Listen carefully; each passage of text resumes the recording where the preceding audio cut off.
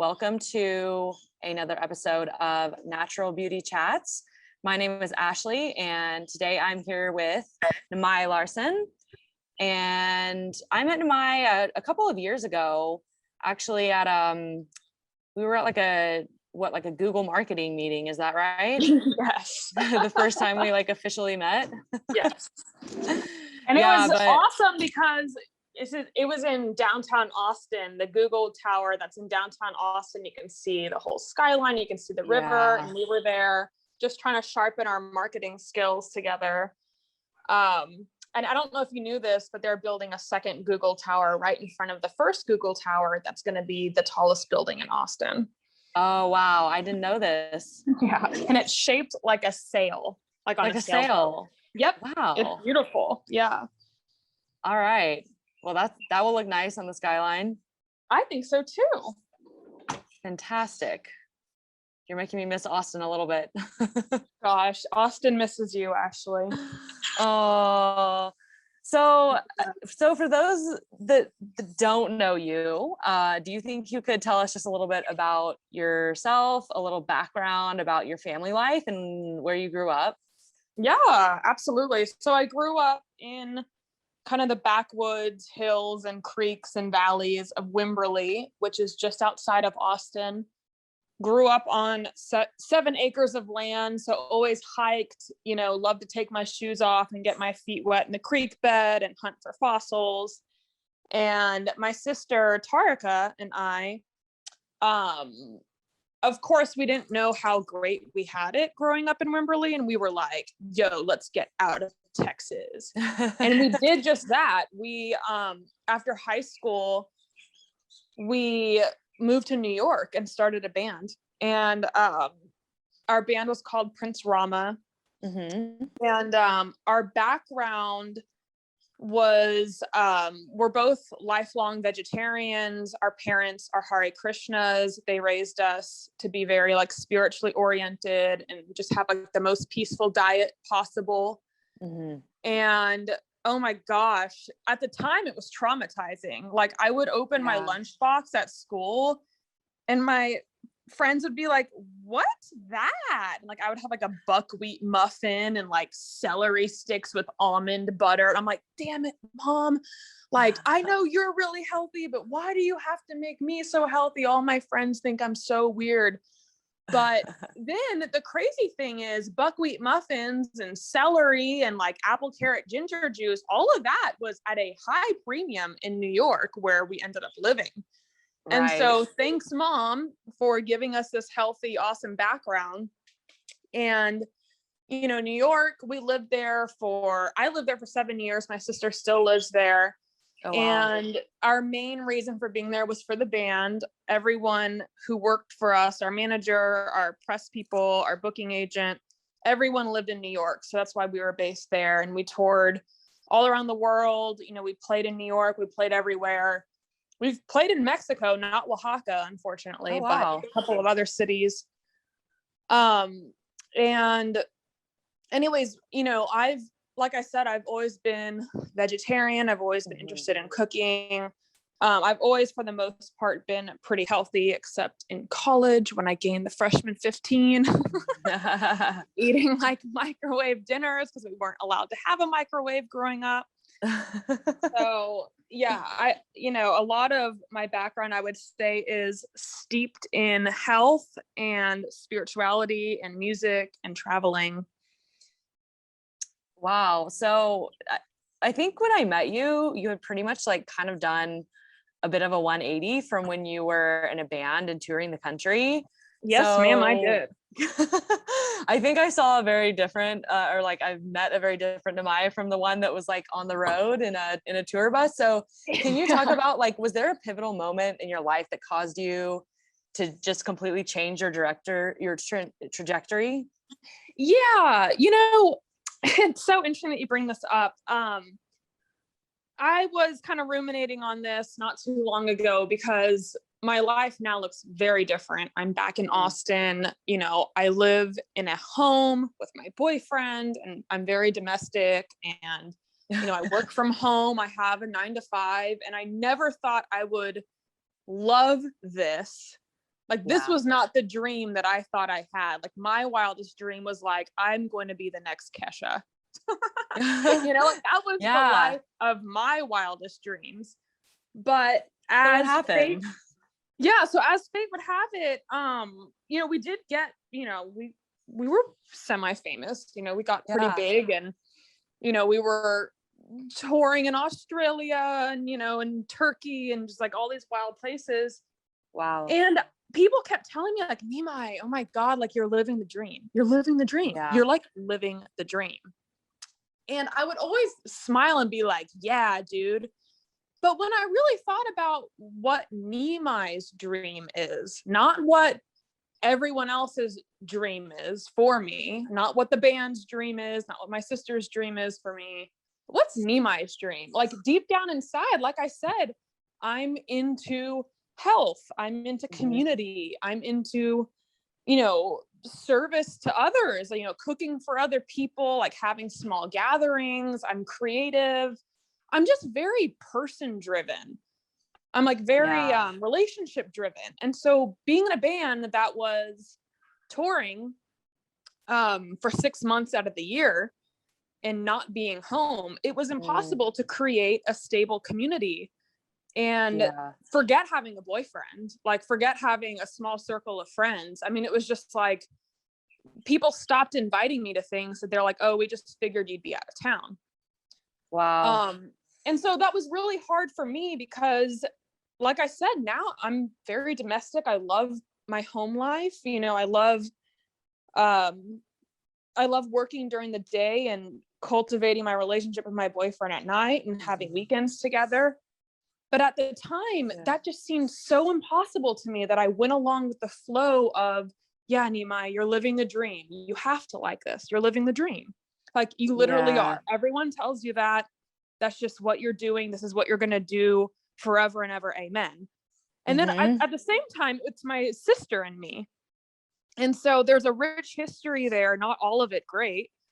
But, we shared an apartment, we shared our rent, we shared the payments on a van, we shared a bank account, we shared friends, we shared clothes, we shared creative ideas, girl, we were like, it was too much. Your lives were too intertwined. It was just, girl, like we were two very big personalities. And like, I know now that I'm a very different person from Tarika, and I love Tarika. She's like wild and she loves the road. And, her boyfriend like has the type of job where he could just be on the road with us. So he was always coming with us. And it just made me feel like, damn, dude, like I'm just not feeling this. If I'm gonna be honest with myself, I want a boyfriend. I want to travel with my boyfriend, but not for work. Sure. Like I want to have a community of friends. That's so important to me. Like I love that I've collected so many amazing memories across the world, but dude, like those memories keep you warm at night. You know what I'm saying? So like, I just really wanted to feel a part of a community. And all of this kind of came to me when I really started to get honest with myself. And getting really honest with myself at the time was really scary because I dropped out of college to be in the band. You know what I mean? Like we were touring too much for me to get a degree. So I felt trapped. I felt like I was trapped in this band. And, my only coping mechanisms for feeling trapped and not being honest with myself was drinking. Yeah. I was just on it every night. I would drink. I would do whatever, drugs people gave me. I was a smoker. Just anything to kind of make me feel like this is my identity. This is separate from my sister. Anything to just kind of feel like I'm in control of this, because I didn't feel like I had any power in the band, Wow. So that process of getting honest with myself, it started when I was honest about the fact that I drink too much, like I gotta stop this. And so I did. I had a few failed attempts that were really heartbreaking, but I finally did, I finally got, back in touch with my spiritual side and just was like, all right, you and me, God, like, let's figure out how to stay sober because I can't do it myself. And, obviously this is part of my honest truth. This is not part of everyone's honest truth. But for me, it was almost like alcohol gave me permission to be myself. And I just wanted to give myself permission to be myself. I didn't want well said. that to be, like, I just didn't want that to be a determining factor. Like, if I want to dance, I want to dance. If I want to date this guy, I want to date this guy. If I want to break up with this person and say no, I want to do that. Yeah. That's no powerful. Is a complete sentence, and I never knew how to use it. So that was like step one of getting honest. And then once I removed alcohol from the situation, I was like, well, shit, what am I doing in this rock and roll lifestyle? And it was hard the first couple of shows. And then I learned to love myself as a musician, as a creative performer, as a speaker, as a friend, as a sister, as a bandmate, as a business person. I took on a lot more responsibilities in the band. I started tour managing and managing our merchandise, all because I was in the right frame of mind. No one would have trusted me with all that money before, but sober, I'm very trustworthy. So, layers upon layers of false identity that had been covering me from my truth began to peel away. And the last one was, like I said, I felt trapped, but at the same time, I felt so grateful that I had this life experience and that I had the opportunity to quote unquote live the dream. But guess what? Gratitude is not a prison. And I felt trapped because I was just so grateful. But you know what? That doesn't mean I have to stay there. That means I can be grateful and move on and find the next thing to be grateful for and build the next chapter of my life. So I did. And I left Brooklyn. I quit the band. It was really hard. I lived in Florida, and I wanted to really cultivate that side of me that loved to cook, and that was really healthy, and that was domestic. And that kind of led me to my next venture, which was a small company I started called Nimai's Kitchen, where it was just me calling all the shots. And I wanted to teach people about healthy food. I wanted to teach like underprivileged kids. I wanted to teach anyone who really was interested in how to cook vegan food. At the time, I was very strict vegan. I'm just vegetarian now, but I mean, it was amazing. It was like I got to use my hands for something other than drumming. I got to use my hands to prepare food, to feed other people, to nourish them, to teach them how to cook on their own and like feed themselves and nourish themselves, and how easy and fun it can be. Like,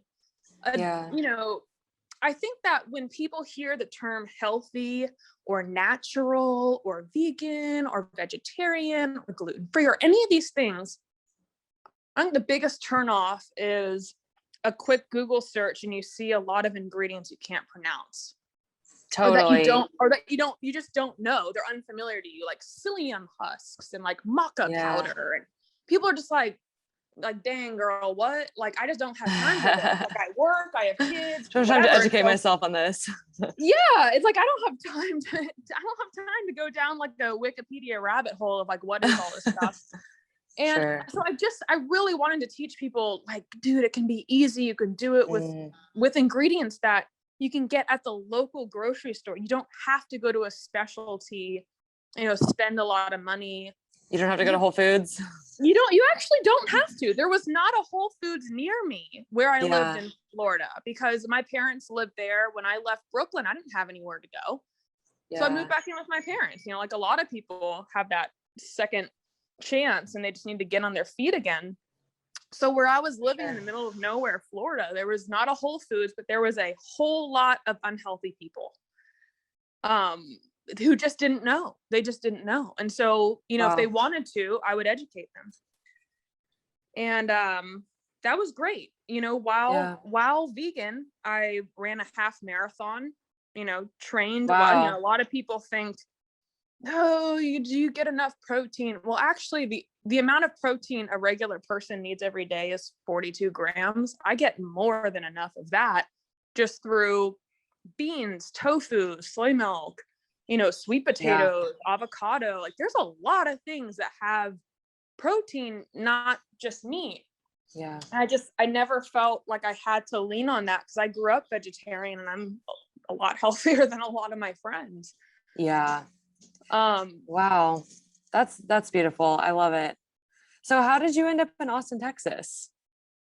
well, to put it bluntly, I was tired of hustling. Mm, Really tired of not knowing how much money was going to be in my bank account when it was going to be feast or famine. And the only like jobby jobs I ever had was, you know, in college, I worked at a coffee shop. And then like from then on out, it was Prince Rama and it was Nimai's Kitchen. So like, mm, I don't know how to, you know, like I liked having a weekly paycheck. I just haven't yeah. had that for like my entire adult life. Especially not the 10 years in the band and certainly not the 2 years I did Nimai's Kitchen.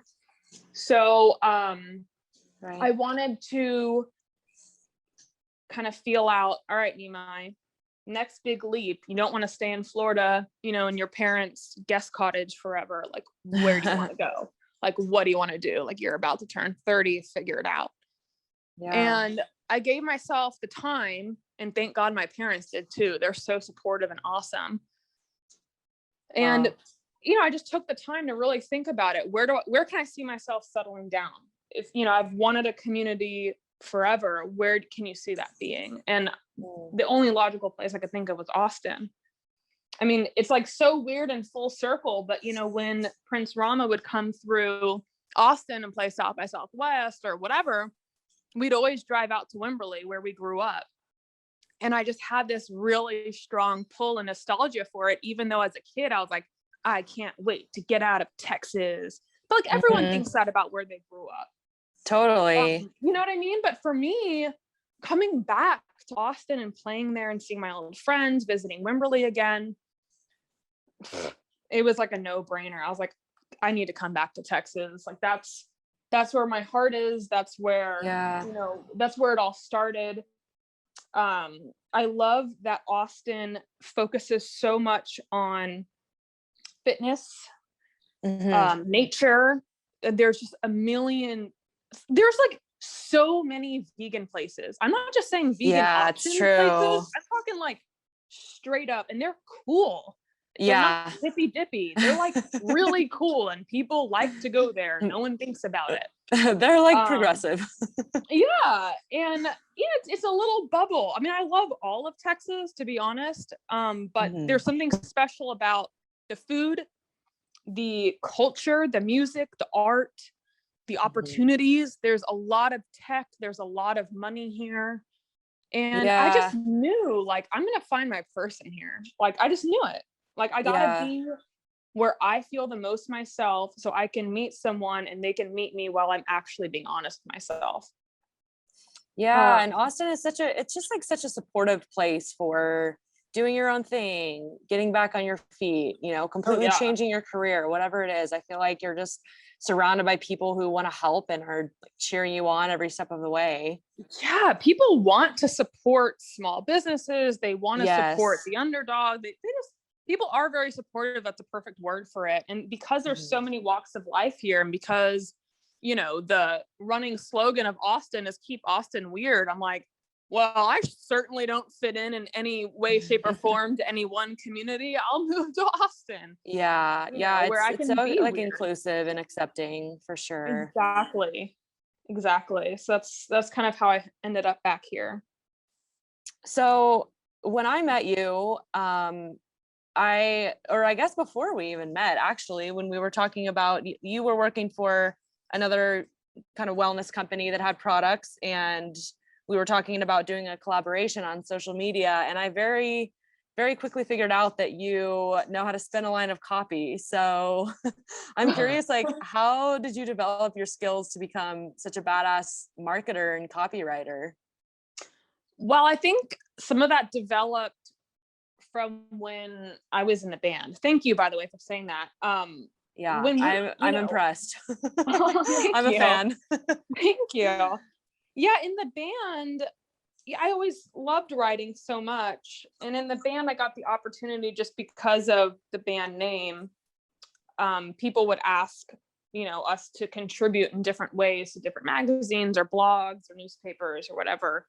And my sister Tarika, as great of a writer as she was just more interested in writing music. Mhm. That was like where her mind was at. And so when we would get these requests, like, oh, can Prince Rama do an article about this? Can Prince Rama? I was like, I will, I will. Yeah. And so I began writing for Impose magazine. I wrote for the Talk House. I wrote for MTV. I just wrote for anywhere that had requests for us. I became a regular contributing writer. And it was so wonderful. My first opportunity was I began writing about food with Impose magazine. And then I began writing about love with MTV. I had my own column where people wrote in love questions to me and I would answer them, almost like Dear Abby. I did not know this. Yeah, it was great. I loved it so much, and people paid attention to my column. And this was something that, just I was doing. So it felt really, really good and like my own creative outlet. And then I started writing about music with the Talk House. And so I was, going across all these different things to talk about, things that I'm passionate about: music, food, love, So it made sense that I felt a natural incline to write, but it also really sharpened my skills very much. And so, when I left the band, that kind of sucked because it's not that those outlets cut me off. It's just that I didn't feel connected to the New York scene anymore. They were all New York based outlets. And it's just like, I'm not even there anymore. I'm in like Podunk, Florida. I just kind of felt like, dude, I need to regroup.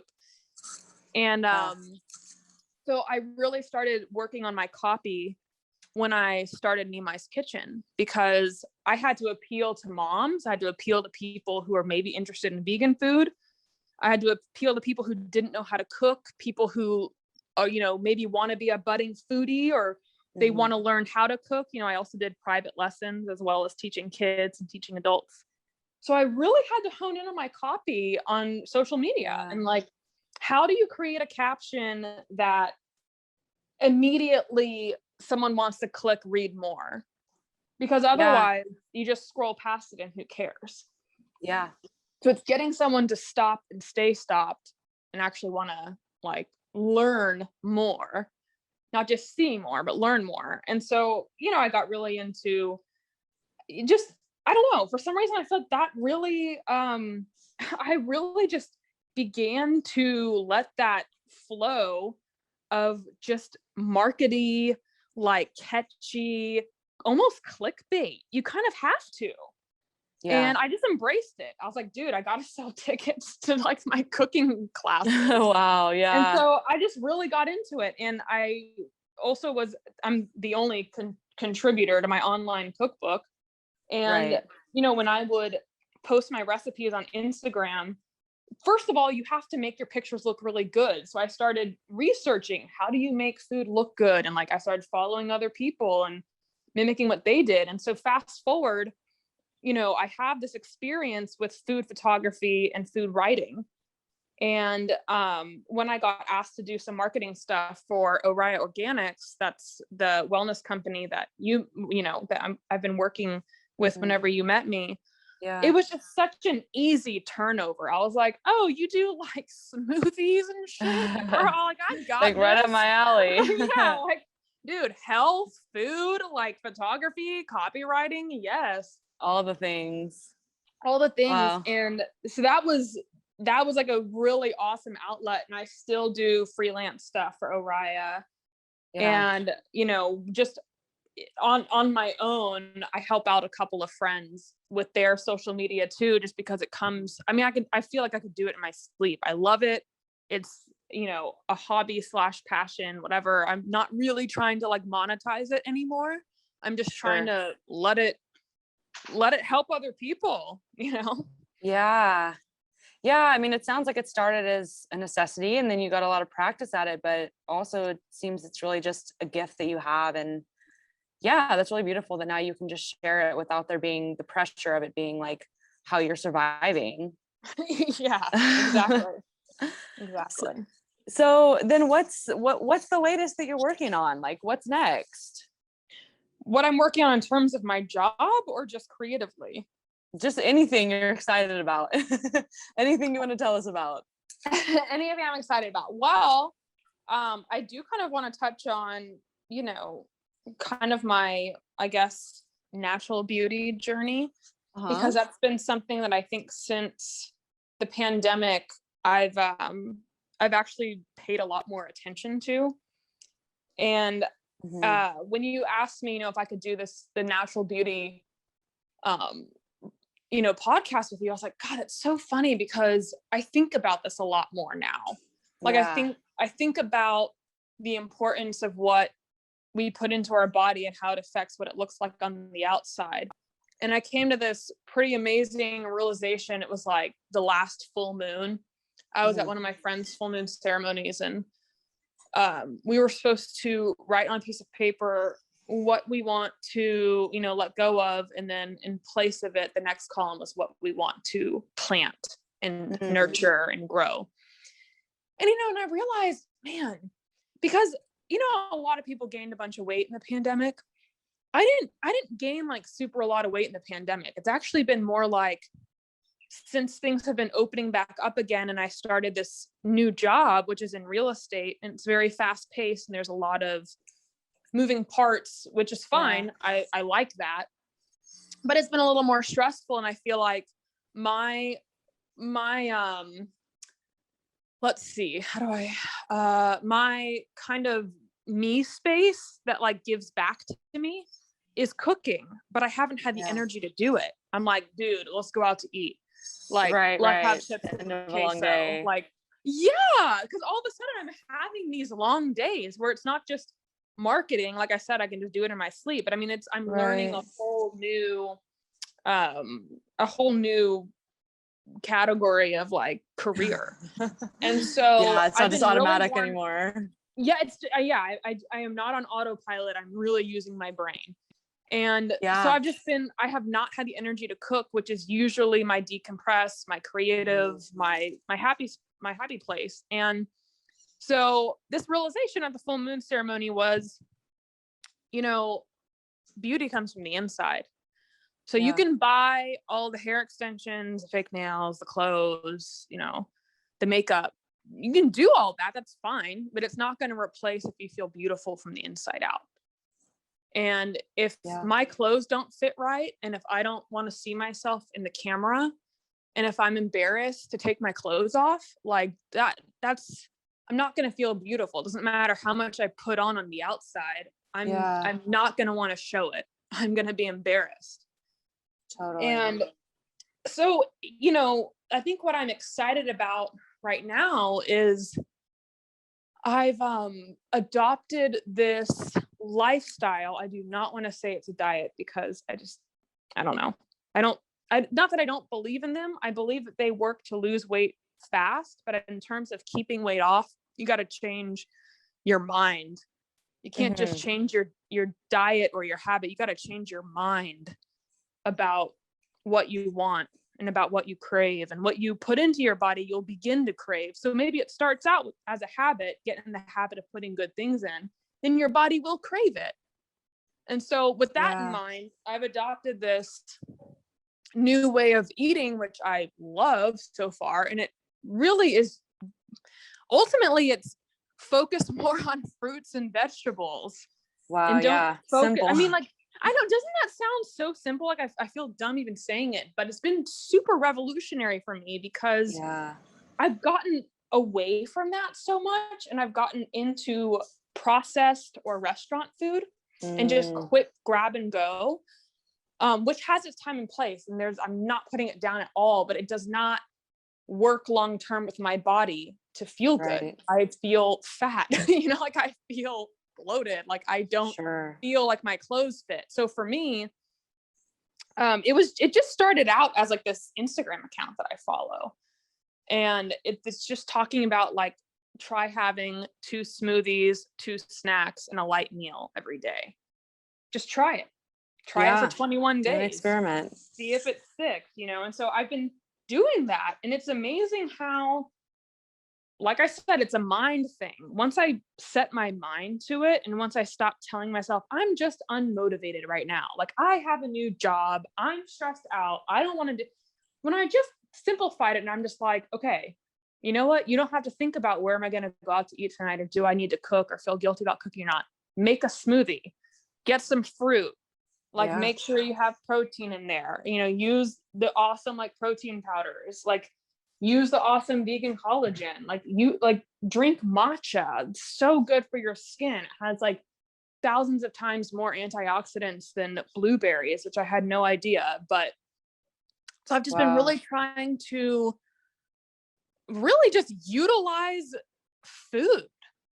Yeah. Like I'm not even exercising or anything. Like I'm just utilizing food. That's what I have the energy to do right now, is like make smoothies. I don't have the energy to cook big meals. That's okay. So instead of beating myself up for it, I'm going to make these badass smoothies, throw everything in a blender, feel really good about it, gain that energy and those nutrients from that.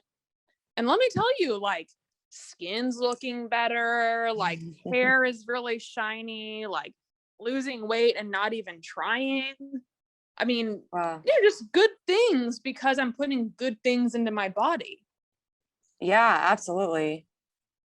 And like, don't get me wrong, like the hair extensions are on the way. Like I have my gel manicure, but I'm just saying none of those things would matter if I felt bad about myself from the inside out. But if I feel good about myself from the inside out, then it's like cherries on top. I don't need it. I don't need hair extensions. I just want it. There's a big difference. Yeah, there's still a satisfaction and a groundedness inside of you. And I think that's where health starts, right? Is how we feel. It really isn't about how we look. It's just kind of a byproduct. I agree with you. And I think that's why that realization hit me so hard about beauty from the inside out, because I think honestly, confidence is my best accessory. There is nothing that beats feeling good about yourself. Nothing. Yeah. Comfortable with yourself. For sure. Having energy. Exactly. That's another big thing, is having energy to participate in life, For sure. Well, Namai, I'm so thankful that you took the time to come on here. I know you're a super busy lady, especially now that you're running around all day selling houses. So before we wrap up, I just wanted to say, is there anything else you want to share with our audience? Yeah, I want to share a really cool tip that I've been telling all my girlfriends in person, but that I want to tell everyone who is listening. Awesome. If anyone doesn't know, Ashley runs Baja Basics. Okay, I'm sure everyone knows. I'm just going to do a little shout out here. I'll always take the plug. Yeah, so when Ashley and I did the giveaway with Oriya Organics and Baja Basics, she gifted me a set of her oils, and I don't know anything about anything, so I just use all of them. And here's what I've learned about some of the oils that are my favorite. So ladies, if any ladies are listening and you have long hair that's dyed like me, or just whatever, if you have long hair, I used to always wear a lot of hairspray, and then my hair would form a dread in the back because, just the wind, a scarf, whatever, it's hard to brush through your hair the next day. It's tangled. Ladies, use Ashley's oils. I use jojoba oil, and like after I curl and style my hair, I put some jojoba oil on my fingertips and I run it through my hair.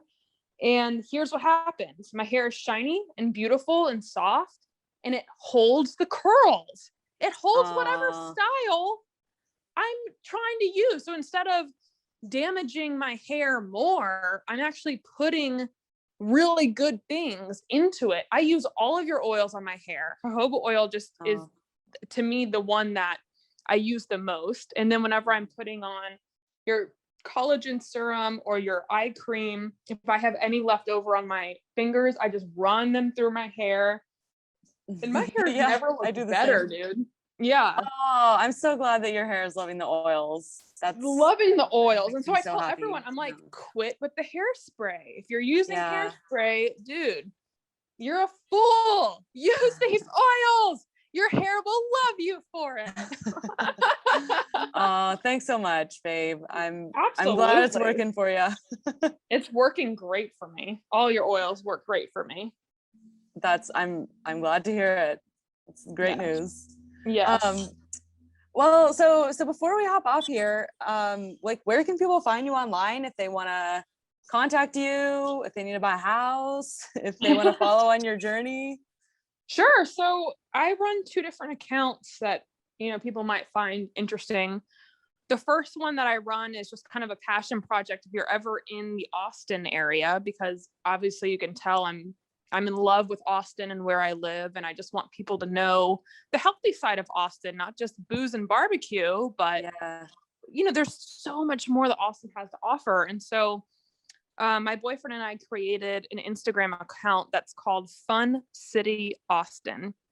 No periods, no anything, just Fun City Austin. And it's art, it's coffee, it's food, it's hiking, it's fun things, it's just music. It's awesome. And we just All the want to healthy fun showcase things. we just want to showcase all the healthy fun things, because Austin has a lot going on. And then my personal Instagram is my first and last name, Nimai Larson, spelled Nimai Larson. And that's where, you'll find some of my food, my smoothies, just dumb selfies, like adventures that I go on, and, just personal things. But I'm happy to have people to DM or to ask advice or anything, reach out. And Awesome. Yeah. Sounds good. We can also link that in the show notes just in case you guys didn't catch those. And Mai, thank you again so much. We're gonna have to do this. We're gonna have to do round 2 because I feel like we didn't even get to touch on half the things I wanted to ask you, but we're unfortunately running out of time. So no worries, girl. Yeah, I appreciate you so much. Yes, I appreciate Sounds you great. too, Ashley. Thank you. We'll do this again. Take care. Thanks everyone for listening. Bye. Bye.